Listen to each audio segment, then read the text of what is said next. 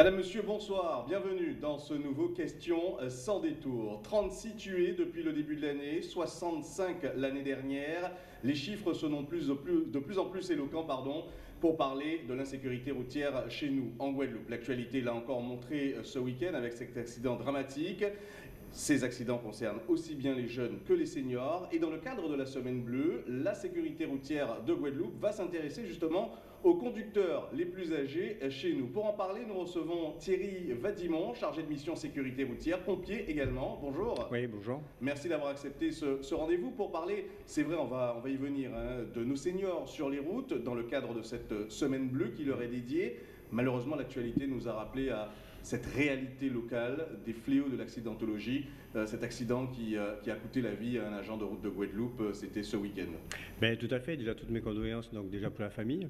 C'est une dure épreuve pour ses proches, pour la famille également, pour les gens qui ont travaillé avec lui.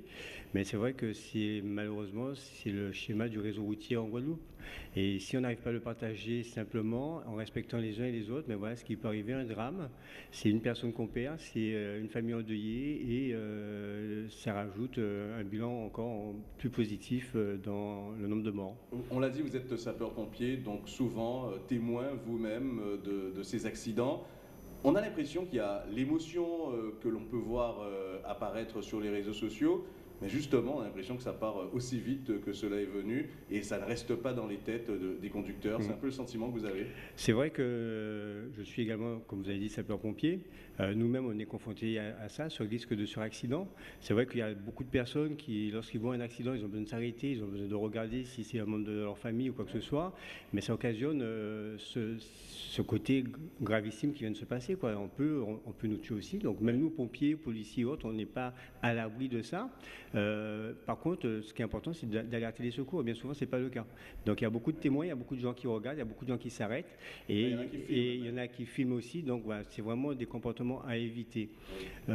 Malgré tout, ils sont témoins de l'accident, ils le voient, mais est-ce que vous n'avez pas le sentiment que passé le choc du drame, finalement, on reprend ses mauvaises habitudes sur la route? Alors oui, on est choqué au moment où on passe. Donc il y a déjà les pompiers, la police, on passe, on voit l'accident, etc. Donc sur le coup, on est choqué, mais après, quelques kilomètres après, c'est fini, c'est déjà oublié, ça fait partie du passé.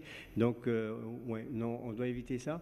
C'est vrai qu'on s'aperçoit que de plus en plus, on a des voitures tellement bien organisées, structurées, confortables, climatisées. Donc c'est une sorte de bulle de protection. Et c'est peut-être le moment où, quand la personne sort de chez elle un peu stressée ou du travail un peu stressé, et ben on prend la route, on se met dans sa voiture, on est tout seul au monde, avec sa musique et tout. Mais non, on n'est pas seul au monde, parce qu'il y a comme d'autres utilisateurs du réseau routier, et là, si on n'est pas vigilant, on va occasionner donc ce type d'accident. Oui, alors on l'a dit, on est ici pour parler de la Semaine Bleue qui s'intéresse notamment à nos seniors. Le hasard fait que l'auteur de l'accident est un homme de plus de 60 ans. Justement, nos seniors, ils sont nombreux encore à conduire sur le réseau routier de Guadeloupe. Il y a des ateliers, des accompagnements qui sont possibles, notamment sur des questions, allez, prenons l'exemple de la vision qui diminue, on le sait, ce sera pour tout le monde. Là aussi, il y a de quoi accompagner les seniors qui utilisent leur voiture. Oui, tout à fait. Il y a tout un réseau en Guadeloupe mis en place pour les seniors. Par contre, le seul problème, c'est qu'il faudrait que déjà la plupart des seniors puissent accepter de changer les habitudes. C'est ça qui est difficile. Lorsqu'on a l'habitude de conduire sa voiture pendant 25 ou 30 ans, on est autonome, on n'a pas envie de nous dire, voilà, il faut faire comme ça ou pas comme ça, quoi que ce soit. Donc il y a le côté habitude. Et après, c'est la famille. C'est la famille aussi qui doit voir si la personne, le senior, peut encore conduire ou pas.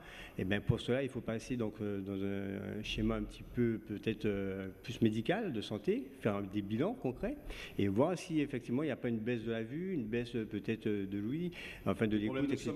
Problème de somnolence, donc des médicaments. Et les médicaments aussi, il y a des pictogrammes. Ouais. Donc il faut quand même, voilà, il y a tout un contrôle, un suivi de cette personne. Il ne faut pas la laisser seule et puis dire, voilà, demain, ce qui arrive arrivera. On a même l'impression que c'est souvent un exploit quand on voit une personne très âgée encore conduire sa voiture. On en ressent une certaine fierté. Il faut faire justement attention à ce genre de sentiment qu'on peut avoir par rapport aux seniors qui conduisent. Alors, le seul sentiment de fierté, je ne sais même pas si c'est un sentiment de fierté, c'est plutôt un sentiment de de liberté, Ouais. peut-être pour certains parents, parce que ouais, comme le Ah oui, senior la fierté de l'autre, en tout cas. Oui, De voir son père, son grand-père encore tout à utiliser fait. sa voiture. Ça Mais, existe, hein. ouais, mais il est autonome. C'est-à-dire, Oui. voilà, on n'a pas besoin de s'en D'accord, occuper. d'où la Donc ça liberté. libère, ça donne du temps au temps. Mais oui, mais c'est qu'une impression, parce que on ne peut, si on n'est pas dans le véhicule avec lui, pour les difficultés. Par exemple, une personne d'un certain âge aura du mal à se mouvoir à droite, à gauche, se déplacer. Son temps de réaction sera beaucoup plus lent s'il faut freiner, s'il voit une situation d'accident. Si, par exemple, je sais pas, mon enfant traverse sur un passage piéton, le temps de réfléchir et d'analyser, peut-être qu'il sera peut-être trop tard. Au niveau de la vision aussi, le temps de réaction peut-être pour se réadapter peut-être à la luminosité qui va changer avec le soleil, et ben peut-être de 2 secondes, ben, ça va peut-être passer à 2 minutes. Donc voilà, ça veut dire qu'il y aura un flou. Alors, on n'est pas là pour leur jeter la pierre, parce qu'ils ne sont pas, à eux seuls, les seniors, les auteurs des accidents, malheureusement, en Guadeloupe. Malgré tout, dans cette semaine bleue, et au-delà, il y a, vous le disiez, tout un panel d'accompagnement. Concrètement, pour cette semaine, comment les seniors qui nous entendent, qui nous voient, peuvent rentrer en contact avec vous, savoir ce qui est mis en place? Ah, donc déjà, nous, ce qu'on conseille pendant cette semaine, effectivement, c'est d'en profiter pour se rapprocher de son médecin, pour faire des bilans, des contrôles ou quoi que ce soit, de regarder effectivement si le véhicule est toujours adapté à son type de conduite. Par exemple, on peut prendre un véhicule peut-être automatique pour faciliter la conduite. Et puis aussi, peut-être, pourquoi ne pas se rapprocher des auto-écoles pour faire des contrôles et puis des tests, pour voir si on est toujours à jour de la connaissance du réseau routier et du code de la route.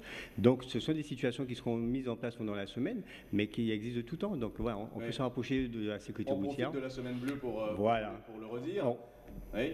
Est-ce qu'on peut, par exemple, la sécurité routière ou d'autres, accompagner le senior, par exemple, dans un planning d'utilisation de son véhicule, limitation de trajet, ce genre de choses? Alors nous, au niveau de la sécurité routière, on ne pourra pas le faire forcément avec nous, mais on pourra le faire avec nos partenaires. Il y a des associations, il y a des médecins, il y a des spécialistes, donc on pourra réorienter donc, les familles ou les personnes, effectivement, pour trouver une solution pour mieux encadrer cette personne d'un certain âge, cette personne âgée. Et vous, sur le terrain, vous rencontrez très souvent ces personnes âgées et vous avez ce discours envers elles justement de faire ces bilans, de faire un contrôle régulier? Bien sûr, puisque sur le terrain, donc, on y est très souvent, au niveau des centres commerciaux, au niveau des écoles ou même sur la voie publique. Et dès qu'on voit ces personnes âgées, on n'attend même pas. On met toujours peut-être quelqu'un qui va faire le contrôle de la vue. Oui. Donc on a toujours des médecins avec nous. Voilà. Donc il y a tout un panel de personnes qui nous accompagnent. Et quel que soit l'âge, on ne va pas s'arrêter, comme vous avez dit, aux seniors. C'est du plus jeune âge, donc jusqu'à, par exemple, la conduite accompagnée, donc à partir de 15 ans, jusqu'à peut-être 60, 70, quoi que ce soit. Donc on peut accompagner toutes ces personnes donc, pour avoir un mieux-être sur le réseau routier. On rappelle qu'il y a un cadre légal autour du permis de conduire, de l'autorisation d'utiliser le réseau routier avec un véhicule à moteur. Quel est l'âge justement légal où on doit repasser son permis, en tout cas refaire un bilan de ses capacités? Alors il n'y a pas vraiment d'âge, c'est vraiment c'est du bon sens. Et à partir du moment qu'on voit ses limites, on peut faire ce contrôle-là. La seule obligation qu'il y a pour le moment, à ma connaissance, c'est surtout au niveau peut-être des transporteurs, des conducteurs, des gens qui ont le permis poids lourd, où tous les 5 ans ils doivent repasser. Voilà. Mais à titre individuel, voilà, c'est la personne qui sent ses limites qui va peut-être faire ce contrôle. Et c'est pour cela que vous interpellez les familles, les enfants de ces personnes âgées pour qu'ils puissent faire passer le message. Exactement, c'est vraiment ce travail de tout un chacun, c'est le citoyen, ben c'est la personne âgée, et puis ses parents, sa famille, tout le monde qui pourrait éventuellement participer à ce mieux-être sur le réseau routier pour sauver des vies. Est-ce qu'il y a des temps forts de prévus pour cette semaine bleue? Oui, donc il y a des villages qui sont prévus un petit peu à droite, à gauche au niveau de la Guadeloupe. Oui. Il y aura de la communication qui sera faite aussi donc, grâce à vous sur les médias, donc radio, télé, etc. Il y aura de la communication aussi sur Internet. Donc on sera vraiment présent et disponible à répondre à toutes ces questions. Mais voilà, n'hésitez pas aussi, si par exemple on n'arrive pas à nous joindre, mais il y a les auto-écoles, il y a son médecin aussi peut orienter. Et peut-être dernier conseil qui est peut-être le plus dur, si vraiment on est en présence d'une personne d'un certain âge qui ne veut pas comprendre que peut-être il est dangereux pour lui ou pour les autres, ben aussi on peut se rapprocher peut-être du préfet qui peut prendre aussi une décision et faire un contrôle médical et voir peut-être la direction qu'il a lieu de prendre ou quoi. Donc on n'est pas démunis. Oui, pour les plus réfractaires. Voilà, il y a plein d'armes possibles, du plus simple au plus compliqué, mais ce qu'on veut, nous, c'est qu'il n'y ait pas de mort quoi, sur la route. Et c'est ce qu'on souhaite tous, effectivement. Thierry Vadimon, on vous remercie pour pour ce rendez-vous.